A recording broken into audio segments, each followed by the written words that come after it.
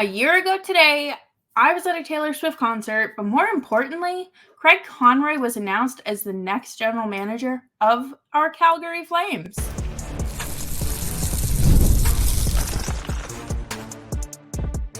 You're Locked On Flames, your daily podcast on the Calgary Flames, part of the Locked On Podcast Network, your team every day.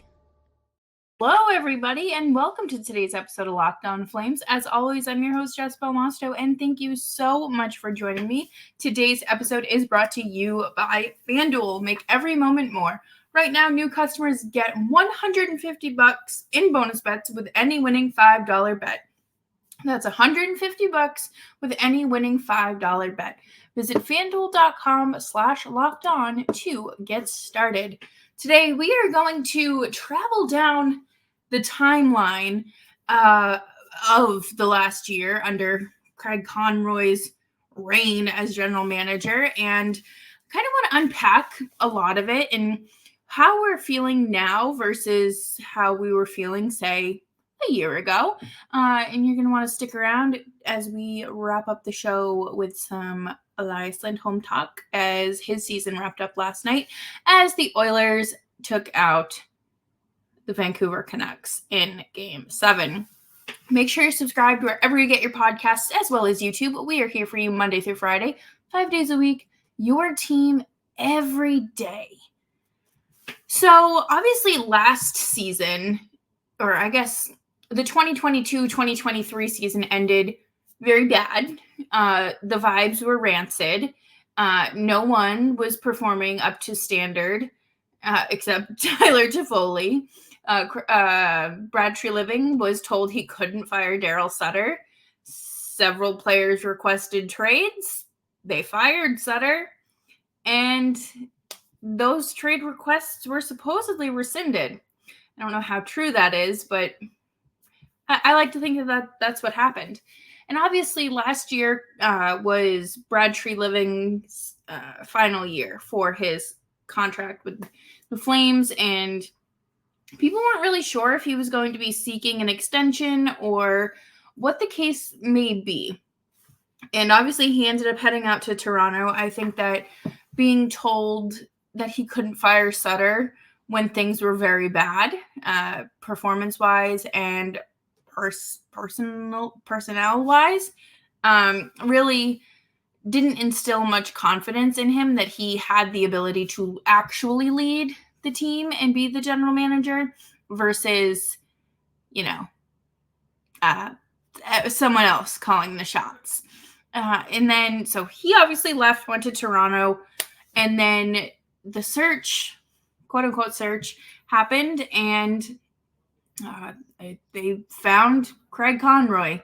Craig Conroy is obviously a former player. He also was under Brad Treliving for his whole tenure as general manager, and it felt like a smart idea.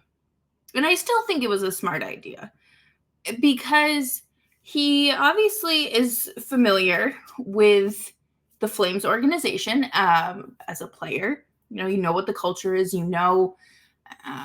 what the organization stands for, what the goals are. And of course, as a former advisor, or I guess someone that worked under Brad Treliving, you know how those operations work, and you're familiar with what everyone wants and how everyone operates and what it might take to get things done, because everyone's different. Like, if you work at a job, I guarantee you cannot approach two coworkers or two managers the same way. I know that with some coworkers, I have to be a little bit more stern and be like, I need this done by 3 p.m. Otherwise, my whole life is going to fall apart. Or I can approach my manager and be like, hey, I need this day off. I'll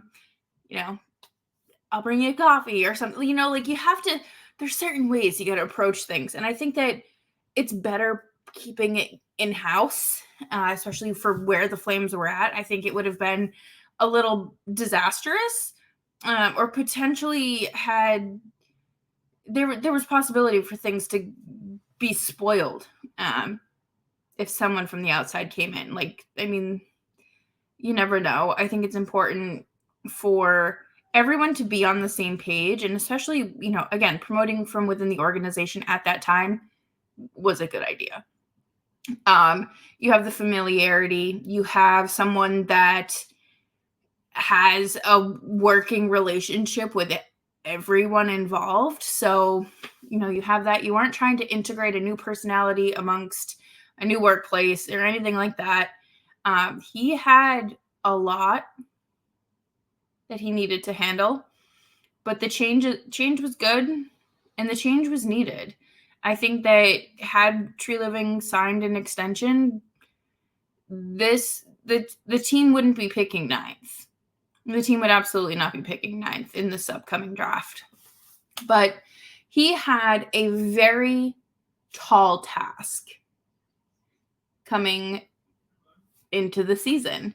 He had to deal with the 7 pending free agents, as well as supposedly some other things going on behind the scene, and then declaring a direction in terms of, is this team actually just going to continue to be not good, not bad, but just there, or are we going to take a step back so we can take 3 steps forward? Because there was a lot that needed to be done, and it got done. Wasn't easy. It's not always the right decision, or the easiest decision, I should say. You know, Elias Lindholm rejecting that $9 million, $9 million 8x9 extension was a blessing in disguise, I would say. Obviously, he had a tough last half of the season first half of the season in Calgary, and did pretty well in Vancouver, but obviously the environment was just not working for him. The Flames, they made the trades. They did all the trades they needed to do, and they're drafting in the top 10 for the 4th time in the organization's history. This was a step in the right direction. Obviously not an easy direction to take, and it's not something that everyone buys into, as we have seen over the last year. But coming up next, we are going to talk about some of the glaring holes in the Flames organization heading into this season, because July 1st is going to be here a lot sooner than we think, and I'm very curious as to how the Flames approach this. There are a few different ways. But before we do that, I do want to take a quick break and talk to you about FanDuel. It is winner take all time in the NBA and NHL, and FanDuel's giving you a shot to bring home a big win of your own. Right now, new customers get $150 in bonus bets with any winning $5 bet. Why don't you put together a little parlay for tomorrow night's game against, the first game of the Eastern Conference Finals? Matthew Tkachuk goal, Mika Zibanejad power play goal, 30-plus saves for Shesterkin. Like, put something fun together so you can enjoy the game and also have a nice little reward at the end of it. And you can earn $150 in bonus bets to bet on spreads, money lines, player props, and more. Visit FanDuel.com/lockedon and make every playoff shot count. FanDuel, America's #1 sportsbook.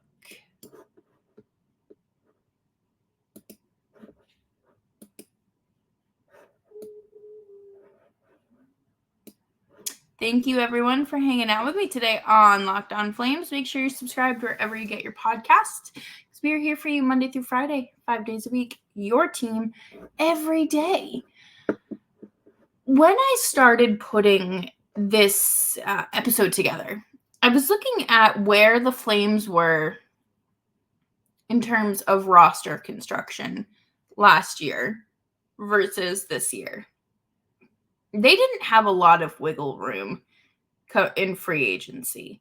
They had Lucic's contract coming off the books, which is great, but it had already been tied up with Huberdeau's contract. So it's a little different there. You weren't getting that $6 million that you had hoped for, but that, at least he's gone. And they didn't have a need to sign people because they kind of had that roster set, and there were going to be players within the organization that were a lot cheaper that they would be able to promote. However, these glaring issues that we are going to talk about here are issues that they are not new. These are issues that this team has had for, really as long as I've been covering this team to a certain extent. But first, I want to talk about the defense. Okay. We knew that once Chris Tanev and Noah Hanifin were traded, it wasn't going to be good. You were not going to be getting good defense. Not the defense you were used to anyway. And the defense post-trade deadline was unbearable. That is something that you cannot watch for a whole season. That is not something you want to watch for a whole season. And I will eat a hat. I will eat a sock. I will cry if that is how this season goes. I don't think it's fair to say it's floating in Sharks territory because, you do have Weegar and Anderson and even Shillington that are able to perform at a pretty good level, but it's not exactly very attractive anymore. And you don't have that nice penalty kill anymore either. So, you gotta, it's bad. It's gonna be tough. It's gonna be tough. And for your UFAs, you have Oliver Shillington and Dennis Gilbert, who come July 1st will be UFAs. So I think that it's easy to say the Flames re-signed Shillington. He's made it clear that he wants to be part of the organization. And that's what you want. Dennis Gilbert, I feel like he is decent. I don't think he's bad. I don't think he's great, but he's a body on the blue line. He's there, and sometimes that's what you need. And let's see, for RFAs, they obviously have Dustin Wolf. They have Jacob Pelletier, and then they have the other Nikita on the blue line, and Dylan Dubé, who is just not going to be extended a qualifying offer. And then he becomes a UFA and will be unsigned for the time being. Hopefully that's what happens. But So with the Flames defense, you have availability and an opportunity to bring up Yan Kuznetsov and Jeremy Poirier. I think that, and even Solyov, I think those three guys could probably see time in the NHL next season simply because, we saw two of the three guys in the lineup a few times for the Flames. Obviously, Poirier had a horrific injury early on, and he didn't play for like 6 or 7 months. I lied. I think it was 4 or 5 months, but it was a gruesome injury, and he had to kind of work his way back into things. So I wouldn't be shocked if we did see him at some point. I think it's time for him to kind of test the waters a bit more.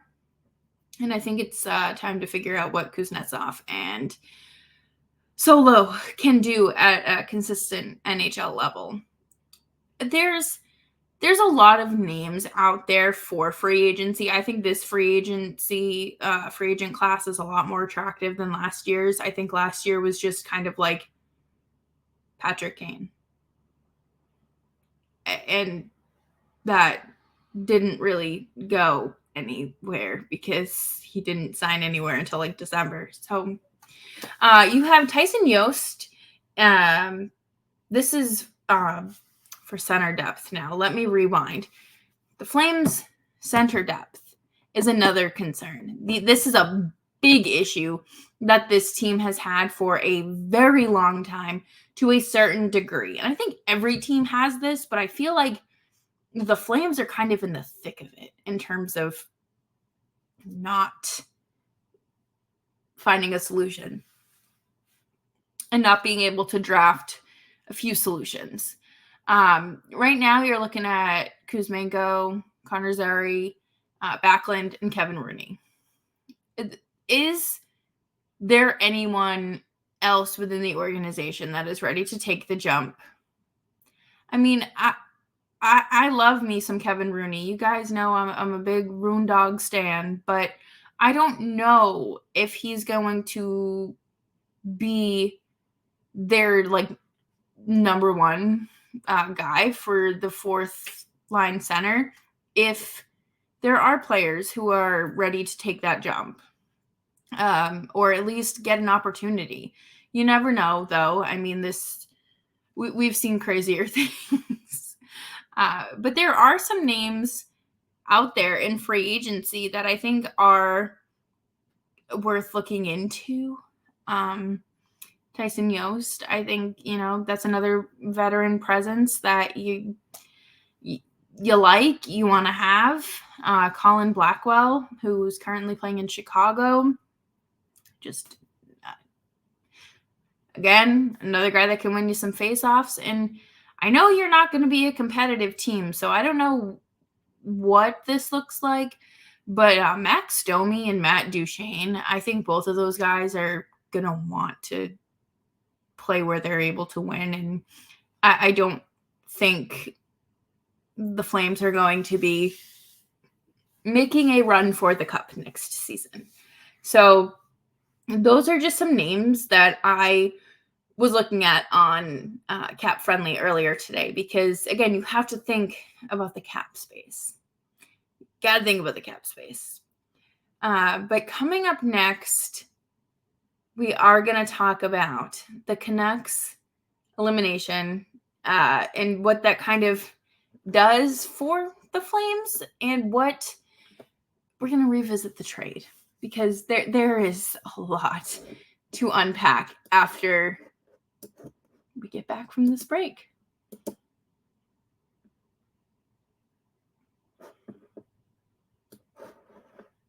Thank you, everyone, for hanging out with me today on Locked On Flames. Make sure you're following me on Twitter at Jess Belmosto. Quick thing here before we dive into Elias Lindholm.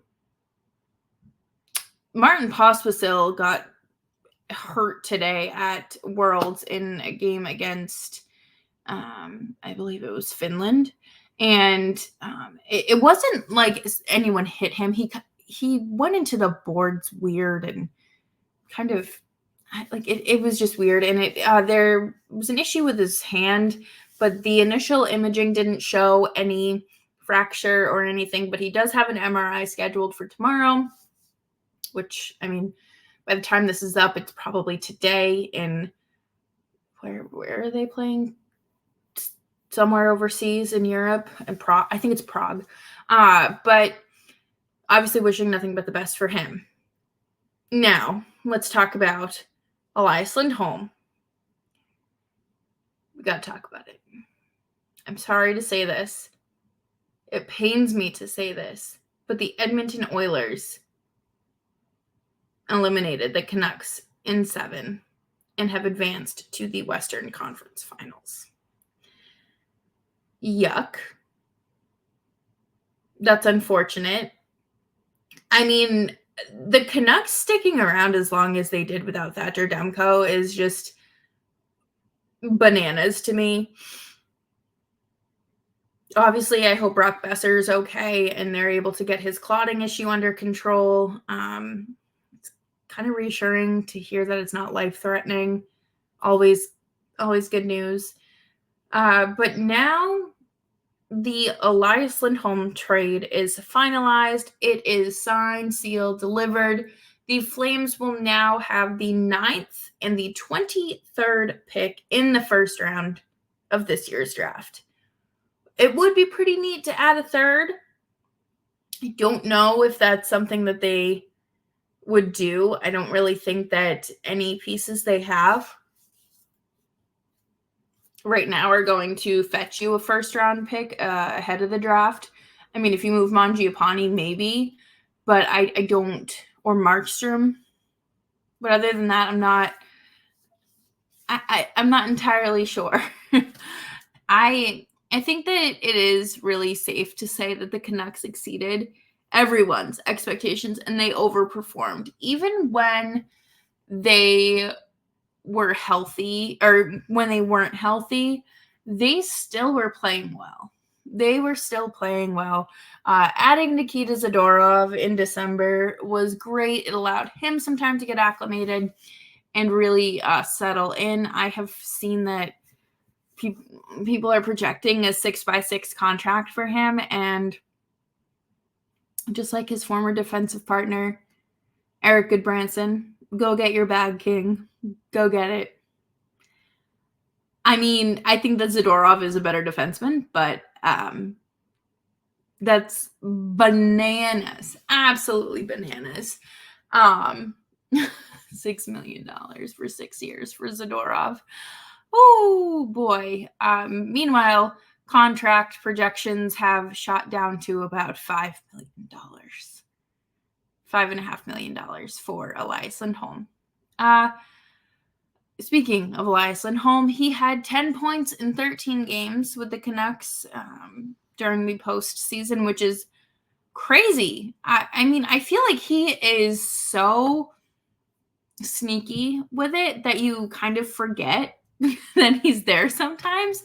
And I don't mean that disrespectfully. I just feel like he kind of jumps up and sneaks onto the score sheet, which is, hey, as long as you're there. He had 12 points in 26 games during the regular season. He was kind of dealing with, I believe, a wrist issue right after the trade deadline-ish. It ended up, as far as we know, not being anything significant, I would say. Just because, I mean, he has had one heck of a performance in the postseason. And this was a trade that needed to happen. I was originally on the maybe we extend him train. But then the more I sat with it, the more I realized we don't need to do that. I think that obviously it's better for the Flames in terms of cap space and long-term projections. They got a nice haul for him. And this trade was not for immediate results for Calgary. It wasn't. This was something that you were going to get some assets for, and you're going to either flip them, sign them, do something with them. And you get Kuzmenko, who was great down the stretch. I thought that he was a lot of fun to watch. I really enjoyed him. I think he's fun. I think that this is a player that, again, probably a deadline flip. Hunter Brustowicz signed his entry-level contract. And then you have your first-round pick this year. And I think that that's exciting.